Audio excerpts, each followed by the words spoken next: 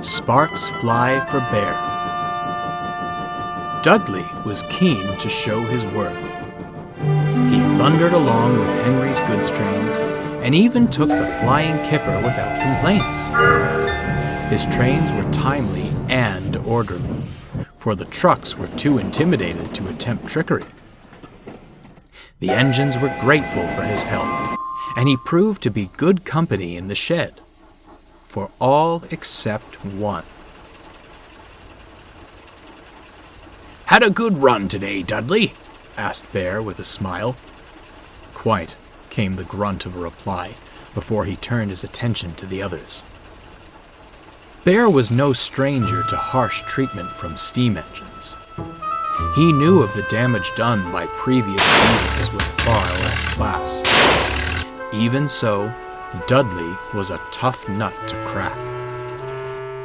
Bear was restless that night. He kept thinking of how to prove himself a friendly sort. He glanced at the clock. The flying kipper would be due out soon, but Dudley was fast asleep. "Psst," whispered Bear. "Dudley!" A loud snore was the only reply. "Dudley!" Bear hissed louder. "Oh, great heavens! No, don't take me! Calm down," soothed Bear. "It's only me."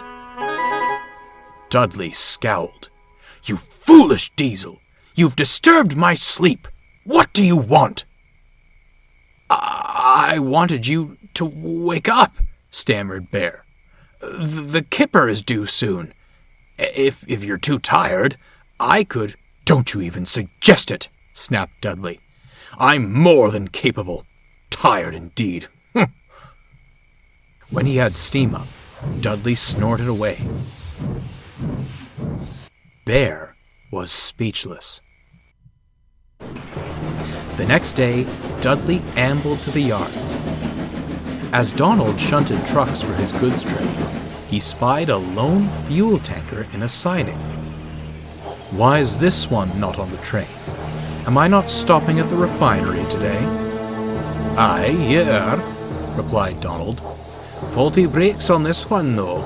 Needs repairs before you can take it." "Ah, understandable. Grateful for your help, Donald, but I'll finish things here. You have other trains to shunt, I'm sure." "Aye," said Donald, "but say no more then.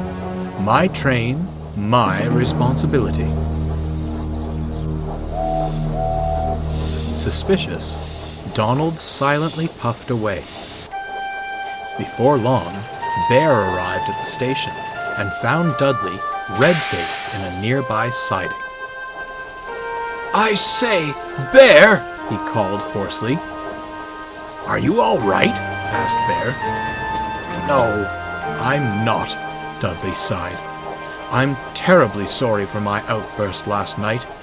You were only looking out for me. It seems I need you to look out for me again. Could you take my goods train? I'm having steaming troubles." "Leave it to me," Bear smiled. "Thank you ever so much," Dudley grinned. "You are a good engine. You just need to fetch all the fuel tankers from the siding." Feeling much better, Bear ambled off to gather the tankers.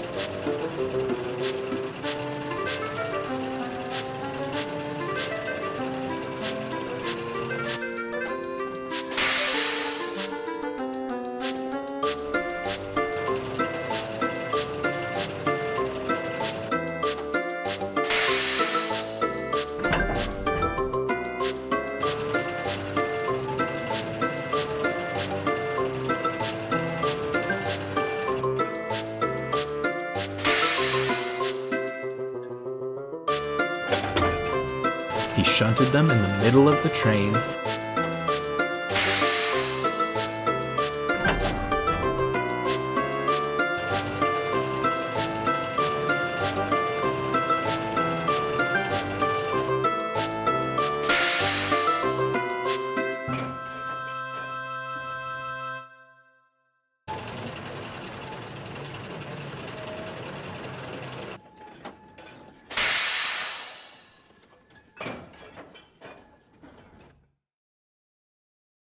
and started away with a friendly hoot.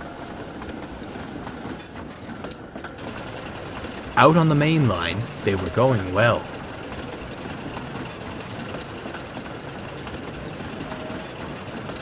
Suddenly, Bear felt resistance. "Smarten up back there," he growled to the trucks. "No tricks today, thank you." The truck's reply was drowned in a horrible screeching. "Ooh!" Bear winced. "Whatever is happening?" Bear couldn't have known the culprit was the faulty tanker.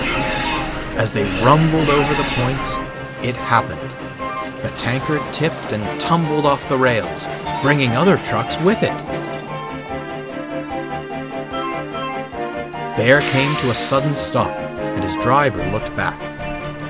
"Cough," he said. "What a mess! We'll need—" "Fire! Fire!" shouted the guard. The fuel tanker was ablaze, and those behind it were soon engulfed.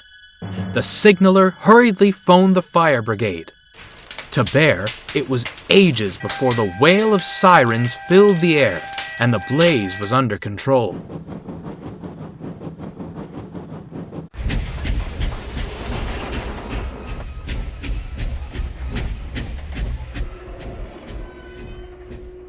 Later, Dudley arrived with the breakdown gang, an inspector, and the Fat Controller. It didn't take long to pinpoint the problem. "The wheels on the fuel tanker completely locked up," said the inspector. "I reckon that caused it to derail on the points, and sparks started the blaze." "Hold on," said a workman. "That tanker was on the out-of-use siding earlier.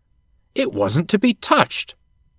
"Bear," rumbled the Fat Controller, "how did this truck become part of your train?"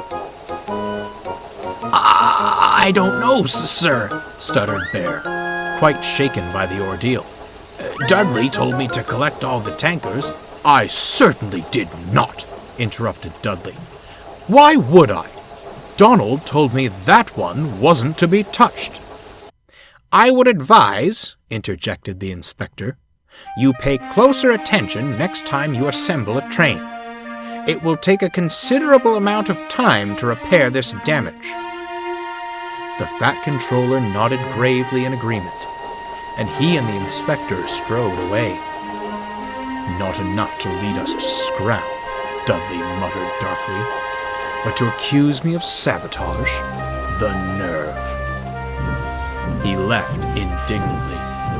Bear, ashamed and confused, looked solemnly at his buffers.